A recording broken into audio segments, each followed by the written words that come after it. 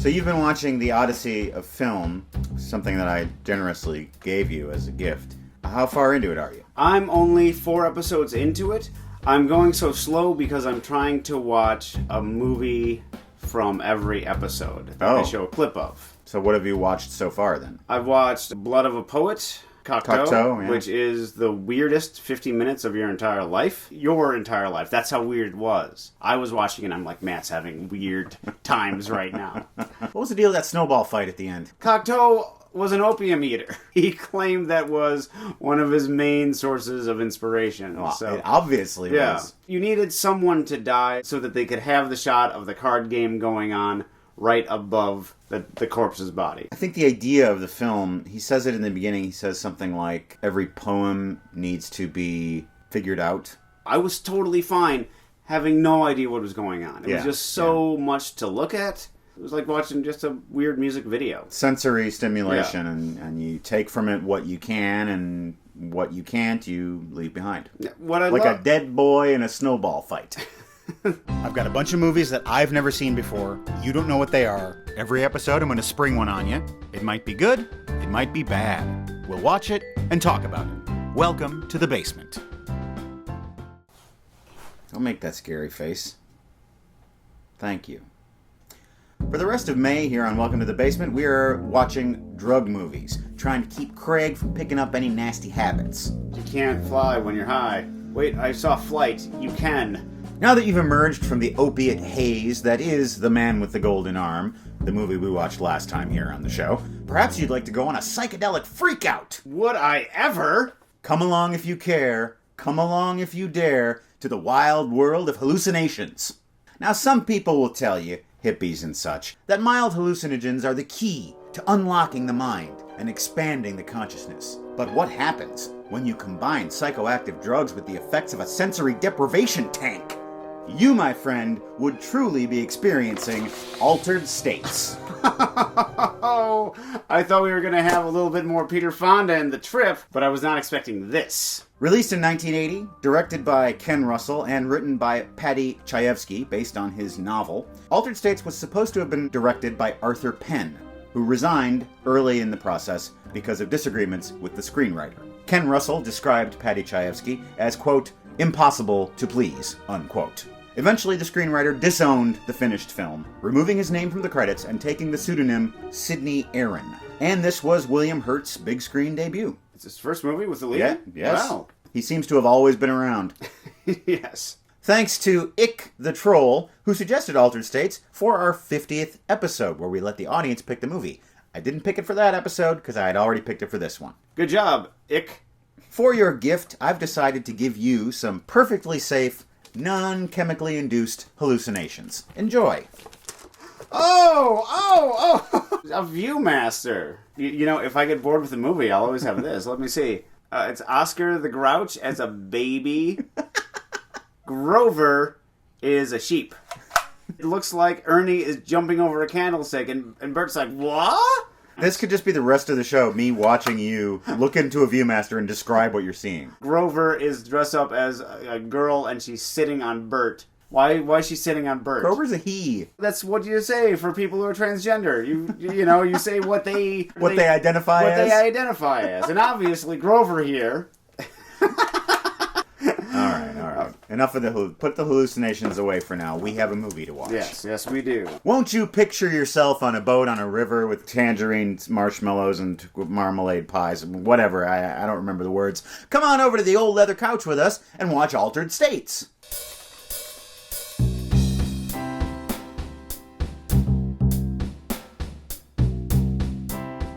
Dr. Edward Jessup is floating in a sensory deprivation tank. Jules Verne's The Matrix. His friend Arthur watches. Yes! Bob Balaban! Sodite. And then they go to a party. At the party, Eddie, the man who was in the tank, is introduced to Emily, who is also young, beautiful, and brilliant. And they start to have a relationship. Edward reveals to her after a bout of sweaty lovemaking that he used to have religious visions as a child. And then his dad died. Eddie also insists that he thinks he's crazy and that everyone thinks he's crazy. Edward goes back to the tank, and he has some weird religious visions. about Jesus and his dad dying and all this stuff. Here's the Bible. I don't like the Bible. Blah, blah, blah. Woof, woof. What roll? Eddie watches a young woman get psychological and drug tests put on her because she's crazy, and hey, why not? They're doctors, they can do these things. And he decides, yeah, I want to get married. 7 years later, they're all living in Boston, and Emily and Eddie have 2 kids. But it is revealed that they're going to get a divorce. Eddie isn't happy. He wants a split so he can find himself. His true passion is the self, the individual mind that contains immortality and ultimate truth. He takes a trip down to Mexico to experience Amanita muscaria, a powerful hallucinogen. I think I've taken some myself. A powerful hallucinogen purported to evoke all memories and cause a person's soul basically to regress to the very beginnings of life. They're crazy Indian drugs. You know, the type you've heard about. I'd like to try it. The Indians let him participate in their ceremony. Ask him what kind of an experience I can expect. Ask him how long we have to hang out with him before he gives us the drugs. They go up to a cave. That's cool. Hey. Come on in. Did you bring any Cheetos or Funyuns? They slice him in the hand and put his blood into the boiling stew. It's the price you pay, white boy. And they all take a spoonful of the magic chili. And he freaks out. I don't know how to tell him that was only chili. The sun became black. The lunatic is in my head, am I right? See you on the dark side of the moon, man. I certainly was in the right. When morning comes, it seems that Dr. Jessup has killed a lizard, and this makes the Indians upset, and they tell him that he has to go away now. But they give him a big bucket of the drugs to take back with him as kind of a souvenir. He takes it back to the university so he can study it, if you know what I mean. They decide that they can boost the effects of the drug by taking it while going into the sensory deprivation tank. It's like double dipping on the hallucinations. Mason is their buddy. He's a cranky doctor, and he says that these experiments are irresponsible. This stuff is whack, man. We really should do, proper studies on this, on rats and everything. Edward goes back into the tank, and he hallucinates harder than ever. I am actually alive and a proto-human, the first and original truth. Hey! He talks about seeing ancient mountains and primitive peoples and running with them and killing goats and eating their blood and etc. And then he starts grunting. When they finally open up the tank, his mouth is all bloody. He can't talk, so he writes down that they should take a blood sample and they should x-ray him and examine him. And we get a little parade of notable 80s character actors. This guy's a fucking gorilla. He's got certain properties that are not human in his body. He's got an ape-like thing in his neck. You saw the x-rays, Mason. There was clearly something anterior to the larynx that looked like a laryngeal sac. That's strictly simian. I obviously regressed. But, he goes back to normal and everything's fine. Or is it? Later that night, while he's in bed with one of his students, his arm starts bubbling up. How did Cronenberg get on set? Blub, blub, blub, blub, blub, all over his body. His forehead bulges out. He's a monkey man. He decides to shower and he looks down. Monkey feet.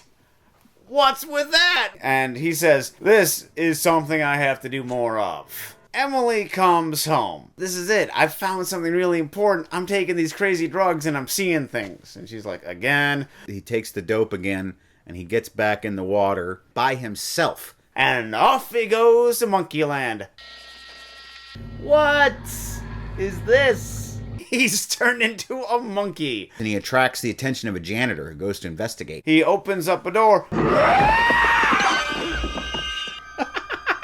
He chases the guy around, he whoops around and waves his arms. A policeman overhears and comes to investigate.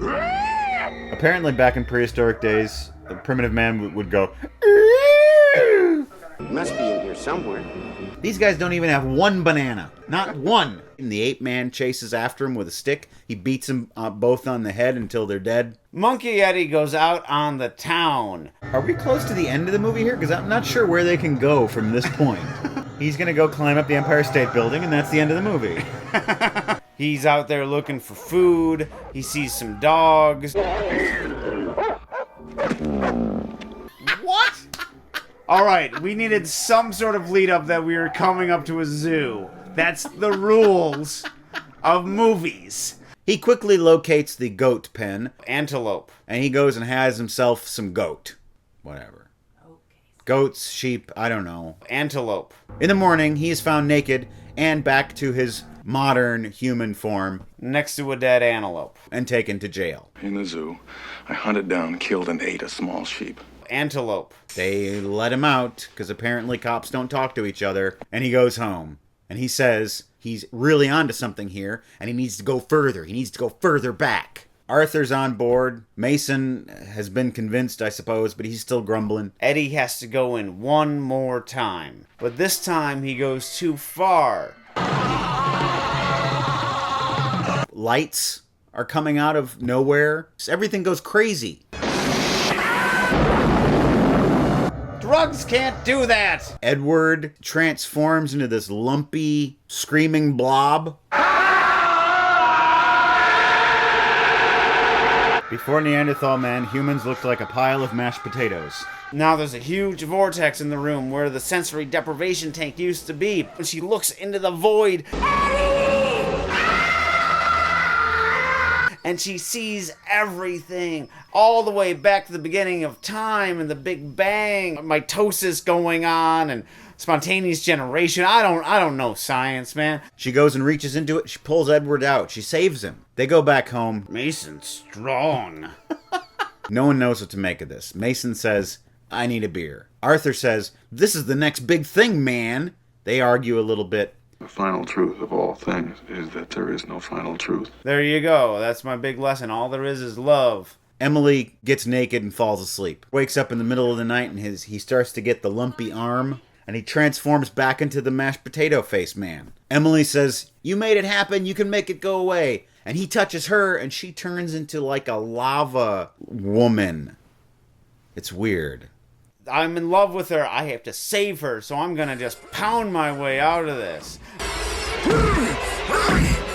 Hey, shut up in there. We're your neighbors. Stop transforming so loudly. And he grabs Emily, and she stops being lava, and there they are, reborn.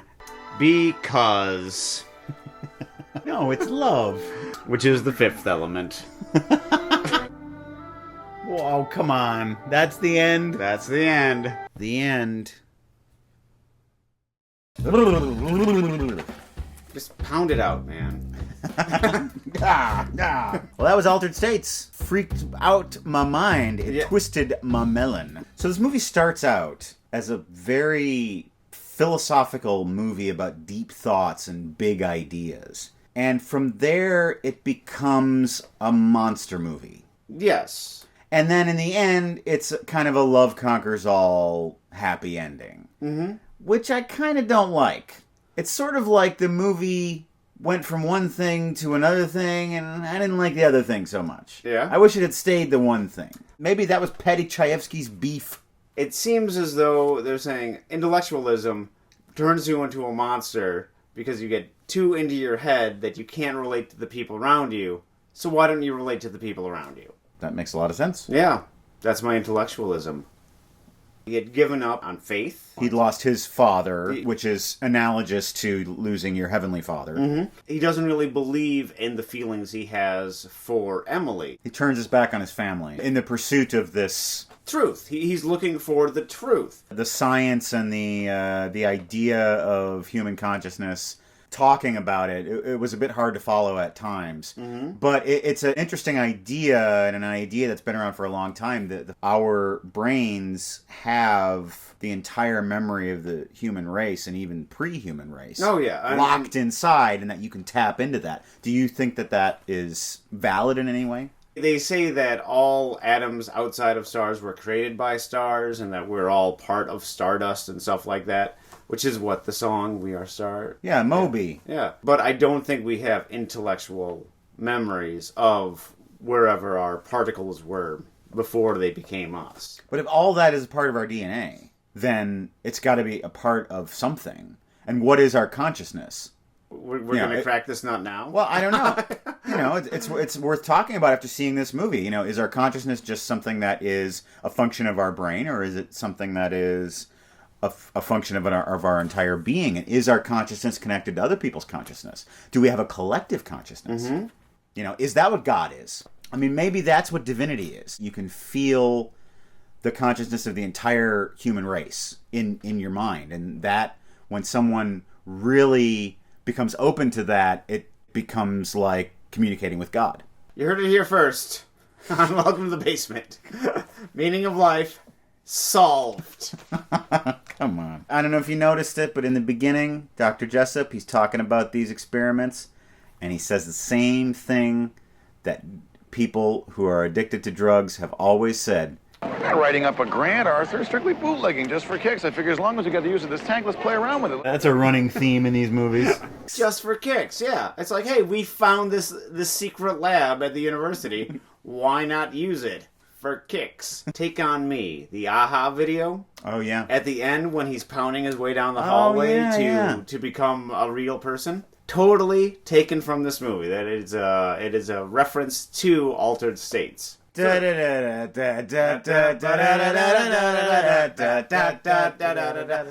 a comic book. I am going to look at pretty Norwegian girls. Ending the movie is kind of crappy. Well, your message that you took away from it works, but the ending itself is just sort of like let's end this thing. Want us to believe that he's not going to be trying it anymore, and he's not going to be tripping out anymore, or that he'll be able to affect anyone else. We don't know that tomorrow is another day. It's like tomorrow could be a day just like yesterday. It's a lot like the ending of The Man with the Golden Arm. Yeah. Same thing. They keep saying in the movie that Dr. Jessup is crazy. Oh, everyone says I'm crazy. It's like, I'm crazy. He's crazy. Everyone says that. Does he seem really crazy to you? Yes, he does. He's got crazy eyes. He's very single-minded. And he undergoes these reckless experiments not knowing what the consequences are. I mean, all that's like crazy stacked on top of crazy. Yeah. It's like a crazy flapjack stack that he pours on the syrup of Mexican dope. Yeah. And that's not a breakfast you want to be having, my friend. No, it's not. Final truth of all things is that there is no final truth. What do you think of that statement? Well, it's an easy final statement to make, but I guess if there is any truth to that statement, it's, because the universe will end someday and no one will remember any of us or our planet or our universe when it's all gone. Happy holidays! We liked the fact that you went on this trip with us deep into the tank where the man became a monkey man, otherwise known as the movie Altered States. We hope you enjoyed it, and if you haven't seen it, you should check it out. If you want to see images before your eyes that aren't really there, all you need to do is turn on your computer and go to our website, welcometothebasementshow.com. You can watch all of our episodes, you can click on the PayPal donation button, and you can donate a few dollars to support this show. This is something that is good for America. And the world. Some of our recent donors include Scott, who says, "Hello, I'm giving you this because you are awesome." Thank you, Scott. Gwendolyn, who says, "Thumb kisses from Misty and her family." P.S. Do you stand by your drunken pig comment? Yes, I do. I love me some drunken pig. Jorgen, Daniel, Richard, Margaret, Oliver, Aljaz, who says, "Hey guys, a viewer from Slovenia here. Have a really cheap beer on me." Will do. Thank you. See, the world. Nicholas, Nathaniel, Susan, and Will. Thank you all. And thank you all for watching. Viewer Aramis419 says, "Craig is unique, in my opinion, in his ability to go from a respectable professorial persona to being incredibly creepy." Dr. Jekyll and Mr. Hyde. You're a little bit like Dr. Jessup. Dr. Jessup? Yeah. He's covered with a hide? With a hide, yes. Oh, man. Thanks, Aramis419. You helped us figure the movie out. And we've got some more fan art. This is from Maximilian Urban, who responded to our call for a version of Edward Hopper's Nighthawks with old-timey addicts, and here it is. And the elephant is Tenenbaum. Well done. Maximilian Urban. He's like two popes. And now, Seen It. Stephanie Uke writes, "Willow. Seen it. not seen it. You haven't seen Willow? No, it's one of the first instances of me reading reviews and thinking, doesn't sound that good. It's not that good, but it's a lot of fun. There's wizards, there's a little man, there's even littler men, one of whom is played by Kevin Pollak. Really? He plays a little, like, pixie who runs around. I do remember seeing a scene where it's those two little guys, a bunch of people run off, and one of them turns to the other and says, "Was it something I said?" Which is one of my least favorite jokes in a movie, and it's happened a million times. That's why I hated Army of Darkness. Yeah? Because of the little guys who made, like, stupid jokes, and I just thought it was dumb. You know, if you want to take an adventure some night, check out Willow. You should do it. Be a kid again. Don't read reviews. Just watch movies. Yeah, but when I was a kid and I'd watch a movie and it was bad, I thought there was something wrong with the universe. It's like, how could that happen? How could movies be so mean to me? David DeRocha asks, City of Lost Children? Seen it. Seen it. Which stars America's caveman, Ron Perlman. The visuals in this movie are amazing. Yeah, it's back when they did everything on sound stages, and it was sets, and it has that same kind of Rube Goldberg universe, and it's like Dark City. Yeah, it's a lot like Dark City. Yeah. Maggie Harris on Facebook writes, "Have you seen the new Wes Anderson movie, The Grand Budapest Hotel? His movies are kind of hit or miss for me, but this one is my new favorite. The gory bits sprinkled in really did it for me. What did you think? Seen it?" Seen it. I loved it. I loved it too. The thing that shocked me more than the gore was the profanity. I mean, I was very surprised by that. Shaking like a shitting dog, you know, that's something I immediately need to incorporate into my vocabulary as often as I can. It seems that every Wes Anderson movie becomes more and more of an action movie. Yeah. He's just become the world's quirkiest Michael Bay. Lauren McCulligan writes, Kind Hearts and Coronets, seen it. Seen it. Alec Guinness plays 8 separate characters in the movie, all of them extremely well because he's Alec Guinness. But the plot is also really fun too. I like it when he plays that woman. Yeah. Yes. He's very understated. Nails it. That's Seen It. And that's our show. Join us next time for another cool movie and another good time hanging out with these two guys. See you then. Bye. Hey, have you ever had a William Hurt donut? No. William Hurt's donut. Not really.